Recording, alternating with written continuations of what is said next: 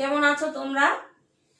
আশা করি ভালো আছো। রোড প্যাট্রান্সের আজকে এটা হচ্ছে দ্বিতীয় ক্লাস, 2 নাম্বার ক্লাস। আমরা গত ক্লাসে পড়েছিলাম রোড প্যাট্রান কি, এর বৈশিষ্ট্যগুলো কি, এর সুবিধা কি, উদ্দেশ্য কি, কি উদ্দেশ্যে রোড প্যাট্রান হয়েছে, আমরা পড়ছি কেন এই রোড প্যাট্রান। আর আরেকটা বলেছিলাম যে ব্যবহার আর গুরুত্ব সহকারে এই রাস্তার ধরন, এবং দেন আমরা জেনেছি এই রোড প্যাট্রানটাকে কয় ভাগে ভাগ করেছে। আমি আবার বলে নেই, রোড প্যাট্রানটাকে 9 ভাগে ভাগ করেছিল, 9টি ভাগে। সেই একটি ভাগ আমরা পড়েছিলাম, সেটি হচ্ছে আয়তাকার। বাকিগুলো আজকে আমরা শেষ করার চেষ্টা করব। আয়তাকার রাস্তাটা ছিল যে আয়তাকার ধরনের উপর যে রাস্তাগুলোর ধরন আয়তাকার, সেটাকে মূলত আয়তাকার বিন্যস্ত বলা হয়ে থাকে। আয়তাকার বিন্যস্তের আমি বলেছিলাম এর আরেকটি নাম হচ্ছে চেকার বোর্ড প্যাটার্ন বা grid iron. Checker board pattern বা গ্রিড আয়রন। আচ্ছা, বলছি বর্তমান শহরের বেশিরভাগ রাস্তা, আধুনিক বিশ্বে বেশিরভাগ রাস্তাই হচ্ছে আয়তাকার ছিল। এরই ধারাবাহিকতায় আজকে হচ্ছে আমাদের কৌণিক, 2 নাম্বারটি ছিল কৌণিক আয়তাকার।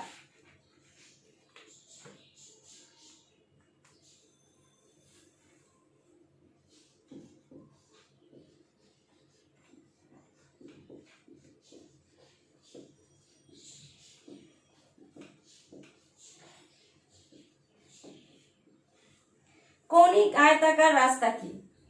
আয়তাকার বা গ্রিড আয়রন রাস্তার একটি উন্নততর সংস্করণই হচ্ছে কৌণিক আয়তাকার। আমি যখন আয়তাকার রাস্তায় পড়িয়েছিলাম বলেছিলাম যে সেখানে কিছু অসুবিধা রয়ে গেছে, যার একটি অন্যতম হচ্ছে যে একে অপরকে অধিক পরিমাণে ছেদ করার কারণে সেখানে দুর্ঘটনার পরিমাণ বৃদ্ধি পায়।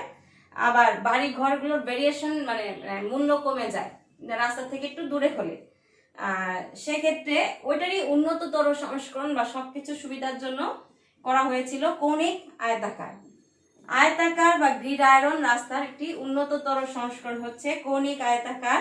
আয়তাকার ধরনের রাস্তাগুলো যাতে অসুবিধা না থাকে বা অসুবিধা দূর করার জন্য কোনাকুনি ভাবে কিছু রাস্তা নির্মাণ করা হয়, সেটাকে বলা হয়েছে কৌণিক আয়তাকার। ক্যালিফোর্নিয়া বা আমেরিকার রাস্তাগুলোতে এরকম মূলত দেখা যায়। আমরা চিত্রটা একটু দেখি, তাহলে সহজেই বুঝতে পারবো কৌণিক আয়তাকার কি জিনিস।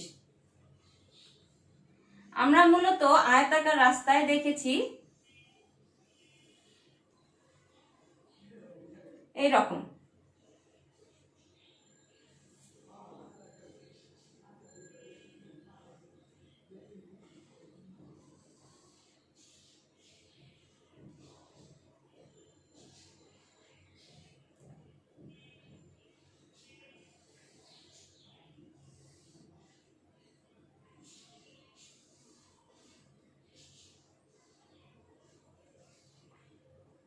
তাই না বাবা? আচ্ছা, এখন কৌণিক আয়তাকার কি বলছে যে আয়তাকার রাস্তার একটি উন্নততর সংস্করণই হচ্ছে কৌণিক আয়তাকার। এই যে রাস্তা ধরো কৌণিক ভেদ করছে, সেটা কিভাবে?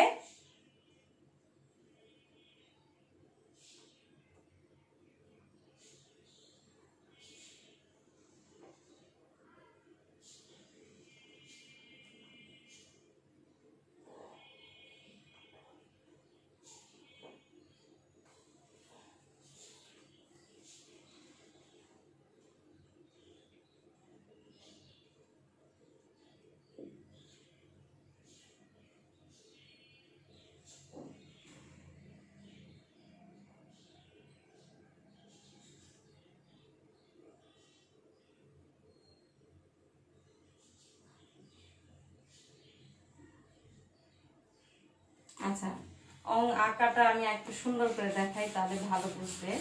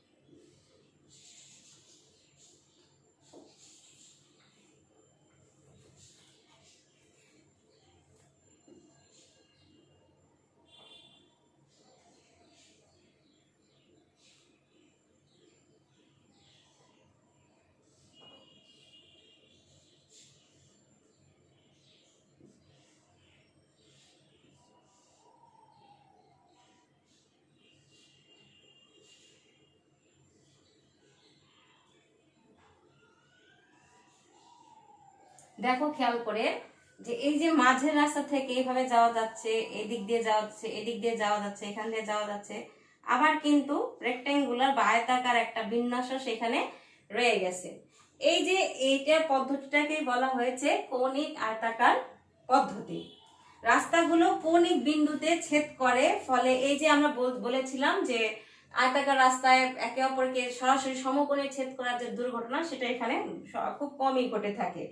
কৌণিক যে মিলনস্থল, সেখানে মিলনস্থল ধরো এখানে একটা পার্ক থাকলো, এখানে একটা পার্ক থাকলো, সেই স্থানগুলিতে যদি আমরা পার্ক বা অ্যামিউজমেন্টের বিষয়গুলো রাখি, তাহলে রাস্তাগুলো দেখতে আরো বেশি সুন্দর হয়। তারপরে ধরো মানে এটিগুলো হচ্ছে তার সুবিধা।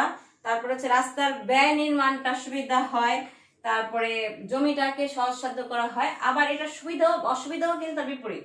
দেখো এই যে কোণাকৃতি জমিগুলো বের হয়েছে, তাতে কি হচ্ছে, আমার জমিটাকে কি ব্যবহারটা সেখানে করা যাচ্ছে না, এখানে জমিটা নষ্ট হচ্ছে। ঠিক আছে, কৌণিক রাস্তায় অসুবিধারও এটা সম্মুখীন একটা অন্যতম কারণ। আবার বলছে ব্যয় হলেও এটি দেখতে সুন্দর হয়, কিন্তু এই যে ব্যয়টা যদি অধিক হয়, তাহলে আমাদের মতো দেশের কিন্তু অবস্থা খারাপ হয়ে যাবে। মানে এই রাস্তাঘাটে আমরা এমন ভাবে তৈরি করব যেন সেখানে কম ব্যয়ে আমরা সঠিকভাবে রাস্তাটাকে প্রণয়ন করতে পারি। তাহলে এই হচ্ছে কৌণিক আয়তাকার। তারপরে কে ছিল বাবা? তারপরে ছিল বৃত্তাকার।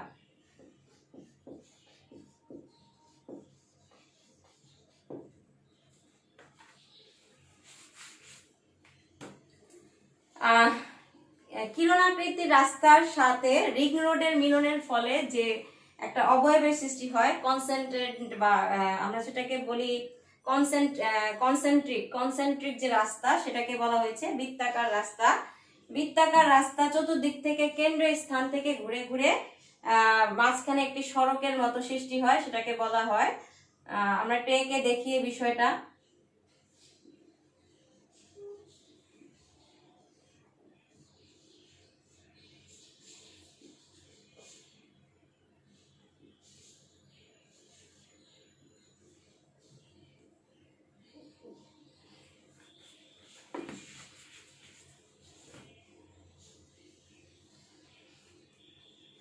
উঁচু হয়ে গেছে, নিচে করে করতে হবে।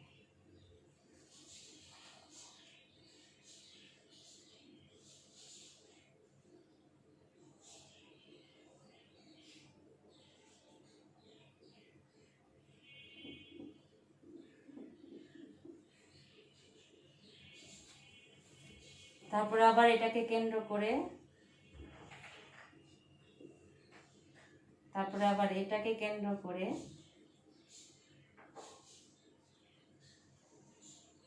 তারপরে আবার এটাকে কেন্দ্র করে, তারপরে আবার এটাকে কেন্দ্র করে, এরকম যে এই যে রোডের সৃষ্টি হচ্ছে, সেটাকে বলা হয়েছে বৃত্তাকার রাস্তা। বৃত্তাকার রাস্তার সুবিধা কি? প্রতিরক্ষার কাজে বৃত্তাকার রাস্তা সবচেয়ে সুবিধাজনক কাজ করে। তারপরে হচ্ছে রোডগুলো রেক্টিয়াল থাকার কারণে রাস্তাগুলো উভয় দিক থেকেই দেখতে সুন্দর লাগে, এবং রাস্তাগুলো উভয় দিক থেকে আমরা সহজে ব্যবহার করতে পারি। তো বাড়ি ঘরগুলো সুবিধাপ্রাপ্ত হয়, আলো বাতাস মানে থাকে। যেখানে অসুবিধা হচ্ছে যে বাড়িওয়ালার রাস্তা রিং রোডে মিলিত হওয়ার ফলে অনেক সময় যে একটা সমস্যা সৃষ্টি হয়। এই যে মিলিত হয়েছে এক জায়গায়, এই যে রাস্তাটা, এই যে এই কেন্দ্রটাতে সমস্যার অনেক সময় সৃষ্টি হয়ে থাকে। ঠিক আছে, এই হচ্ছে আমাদের বৃত্তাকার রাস্তা। এরপর হচ্ছে সেটি হচ্ছে কিরণ আকৃতি।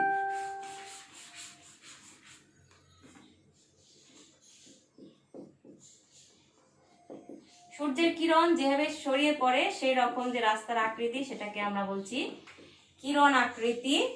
বলছে শহর বা নগরের কেন্দ্র হতে সাইকেলের রিং এর মতো বা চাকার লম্বা লম্বা স্পাইকের মতো যখন রাস্তাগুলো চতুর্দিকে ছড়িয়ে পড়ে, সেটাকে বলা হয়েছে কিরণ আকৃতির রাস্তা। জার্মানিতে এই ধরনের রাস্তা দেখা যায়। ধরো এটা আমাদের সূর্য যেরকম কিরণ দেয়, বা আমরা যেটাকে বললাম যে স্পাইকের মতো যেটা ছড়িয়ে পড়ে সাইকেলে, সেটাকে বলা হয়ে থাকে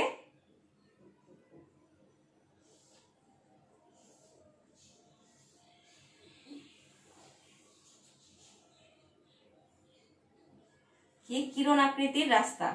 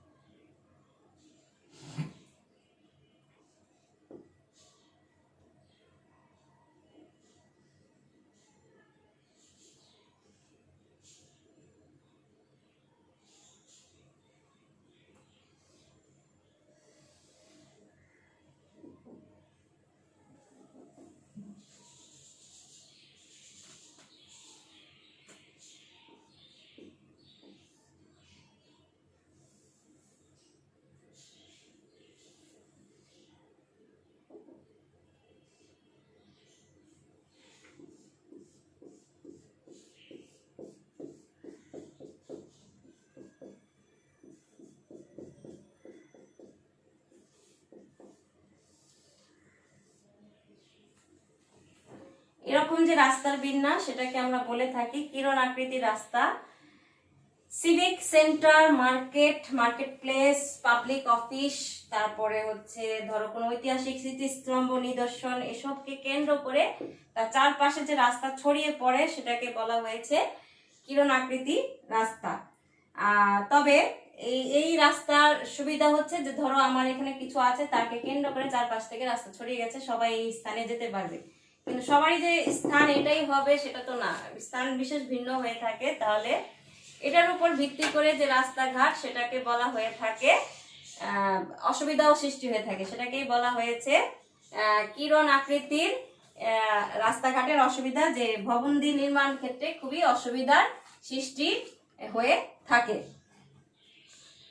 খুবই অসুবিধা সৃষ্টি হয়ে থাকে এই কিরণ আকৃতি রাস্তার ক্ষেত্রে। তারপরে যেটি সেটা হচ্ছে কিরণ আকৃতি আর আয়তাকার সংযুক্ত।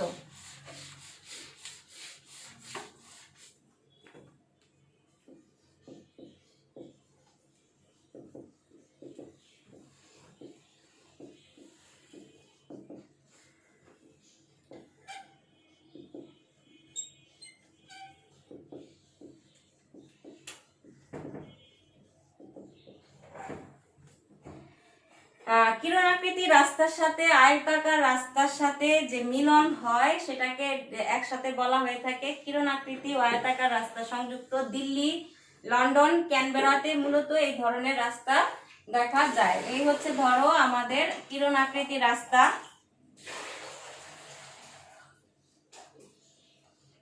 তার সাথে আবার সংযুক্ত যদি আয়তাকার রাস্তা হয় তাহলে সেটাকে বলা হয়ে থাকে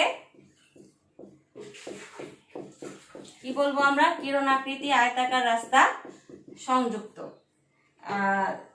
এই রাস্তার সুবিধা হচ্ছে যে যেহেতু দুটোটার প্যাটার্ন একসাথে করা হয়েছে, তাহলে আমরা বলেছিলাম কিরণ আকৃতি রাস্তাকে যে কোনটি মার্কেট প্লেস, ভবন বা অন্য কিছুকে কেন্দ্র করে নির্মাণ হয়ে থাকে এবং এখান থেকে রাস্তাটা ছড়িয়ে যাওয়ার সাথে তারপরে সে অন্যান্য যে রাস্তা আছে সেই রাস্তাগুলোর সাথে সে সংযোগ স্থাপন করে, তাহলে ওই স্থানেও যাতায়াত করা সহজ, আবার ফিরে আসাও সহজ।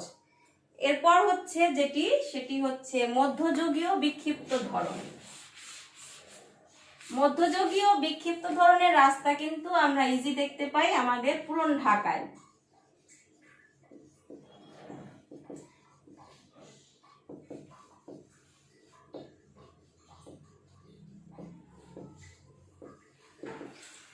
মধ্যযুগীয় বিক্ষিপ্ত ধরন কোন রকম পরিকল্পনা ছাড়া শুধুমাত্র যাতায়াতের সুবিধার জন্য, মানে ভবিষ্যৎ চিন্তা ভাবনা না করে যাতায়াতের সুবিধার জন্য এই ধরনের রাস্তাঘাট তৈরি হয়েছিল, যে আমরা এক স্থান থেকে অন্য স্থানে যাব বা এক স্থান থেকে অন্য প্লেসে বাজারের জন্য যাব বা পণ্য আদান প্রদানের জন্য যাব, সেটাকে বলা হয়েছে মধ্যযুগীয় বিক্ষিপ্ত রাস্তা। ধরো এরকম রাস্তাঘাটে আছে, এখান দিয়ে একটা রাস্তা গেছে, আবার এখান দিয়ে একটা রাস্তা গেছে, এখান দিয়ে এমনি রাস্তা গেছে, এই যে বিষয়গুলো সেটাকে বলা হয়েছে মধ্যযুগীয় বিক্ষিপ্ত ধরন। আমাদের পুরনো ঢাকা আবার ঐতিহাসিক যে এলাকাগুলো, এখনো যে পুরনো শহর বা পুরনো স্থানগুলো রয়েছে সেগুলোতেও আমরা যদি যাই তাহলে বুঝতে পারবো এরই এখন বলা হচ্ছে ভারতের বেনারস।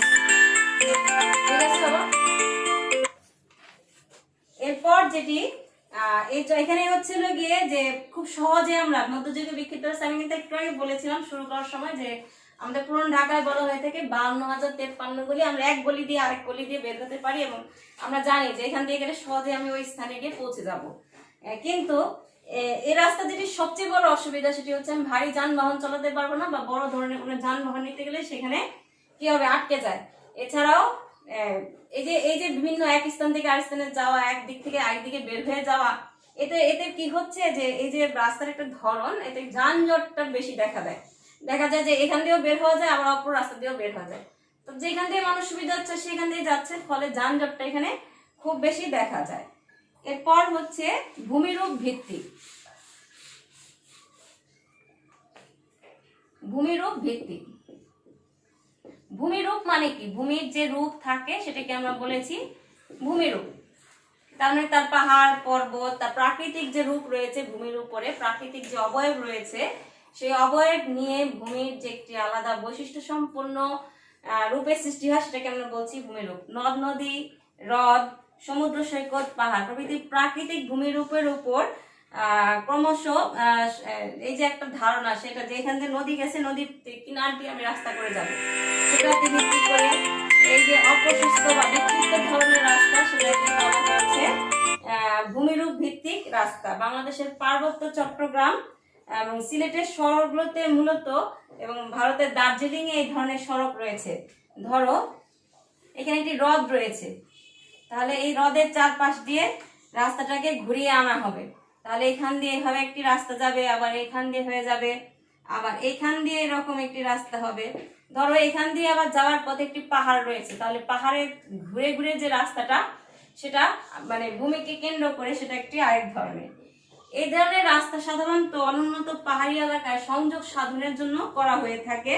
এই ধরনের রাস্তা যানবাহনের জন্য বিশেষ উপযোগী না। সাধারণত আমরা ভ্রমণের উদ্দেশ্যেই এই ভূমিরূপ ভিত্তিক রাস্তাটাকে তৈরি করে থাকি।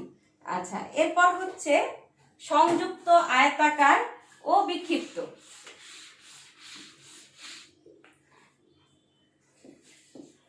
তার মানে আয়তাকার ও বিক্ষিপ্ত সংযুক্ত।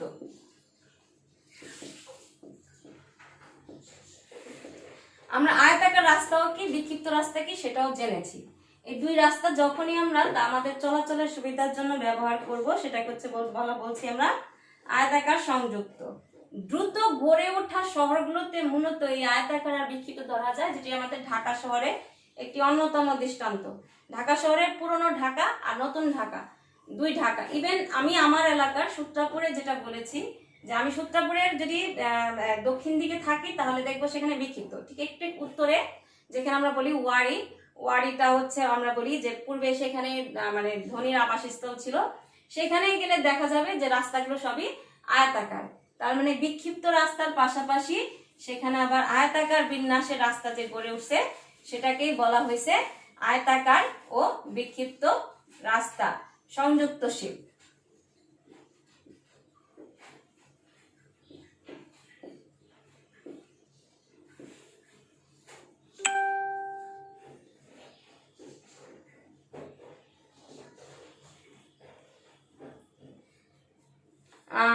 এডেনবার্গও কিন্তু এটার এই রকম রাস্তার একটি উন্নততর উদাহরণ। এরপরে হচ্ছে যেটি, সেটি হচ্ছে 9 নাম্বার, সবার শেষ, সেটি হচ্ছে উন্মুক্ত ধরনের। বিভিন্ন উন্মুক্ত ধরনের, আমি কিন্তু বলেছিলাম যে প্রত্যেক রাস্তারই কিছু অসুবিধা থাকে, সেই অসুবিধাগুলো একটার সাথে একটা সংযুক্ত করা হয়েছে। এই ধরনের সুন্দর সড়ক আধুনিক প্রযুক্তির একটি উন্নততম ফসল আমরা বলতে পারি। এটি অত্যন্ত প্রশস্ত বা অন্য কোনো রাস্তাকে অতিক্রম করে না, আবার অন্য কোনো রাস্তাকে সমকোণেও ছেদ করে না। এটি এভাবেই তৈরি করা হয় যেন রাস্তাটাকে চলাচল করার জন্য সুবিধা করা হয়, গাড়িগুলো সহজেই এক রোড ধরে চলতে পারে এবং কম এলাকা লাগে, টাকাও কম লাগে তৈরি করতে এবং আরামদায়ক। নিউ ইয়র্ক, ওয়াশিংটন, মক্কা, মদিনায় এই ধরনের রাস্তা সাধারণত দেখা যায়। এই ধরনের রাস্তায় সড়কে গাড়ি একমুখী হয়ে চলাচল করে এবং যেটা আরো দেখা যায় যে ওভারব্রিজ থাকায় এখানে পথচারীরা সহজেই পারাপার হতে পারে। তবে এই ধরনের রাস্তা যেটি অসুবিধা সেটা হচ্ছে আমাদের মতো উন্নয়নশীল দেশে এটি তৈরি করা একটি কি ব্যয়সাধ্য ব্যাপার, কারণ এটি তৈরি করতে অনেক টাকা এবং পরিকল্পনার দরকার এবং অর্থের প্রয়োজন হয়, যেটি আমাদের দেশে সম্ভব নয়। তাই উন্নত দেশগুলোতেই মূলত এই ধরনের রাস্তা সম্ভব হয়ে থাকে। রোড প্যাটার্ন সেটেলমেন্ট জিওগ্রাফির একটি অন্যতম বিষয়ের কারণ হচ্ছে বসতি স্থাপনের ক্ষেত্রে আমরা মূলত সড়কগুলোকেও গুরুত্ব দিয়ে থাকি। যে স্থানে সড়কে চলাচল বা যাতায়াত করার সুবিধা হয় সেই স্থানে মূলত আমরা বসতি গড়ে তুলি, কারণ এখান থেকে আমার বাজারে যাওয়ার সুবিধা, আমার পণ্য পরিবহন করার সুবিধা, আমার যাতায়াত করার সুবিধা, মানে ব্যক্তিগত ব্যবসায়িক যে উদ্দেশ্যেই হোক না কেন, যদি রোড প্যাটার্ন ঠিক থাকে তাহলে অবশ্যই সেটেলমেন্টও সেখানে, বসতিও সেখানে ঠিকভাবেই গড়ে উঠবে। এই কারণে এই বিষয়টি আমাদের, এই রোড প্যাটার্নসটা আমাদের কি করেছে, সেটেলমেন্টের একটি অন্যতম বিষয় হিসাবে গ্রহণ করা হয়েছে। আচ্ছা, এই বিষয়টি জানার ক্ষেত্রে, পড়ার ক্ষেত্রে সবসময় যেটি করবে সেটা হচ্ছে চিত্র এঁকে দেখাতে হবে, এবং চিত্রগুলো নিয়ে যদি পড়ো তাহলে দেখবে 10 মিনিটে এই পড়াটা, 10 থেকে 20 মিনিটের মধ্যে এই পড়াটা ইজি হয়ে গেছে, এবং নামগুলো শুধু মনে রাখতে হবে। ঠিক আছে বাবা, আজকে এই পর্যন্ত। সবাই ভালো থাকবে, সুস্থ থাকবে।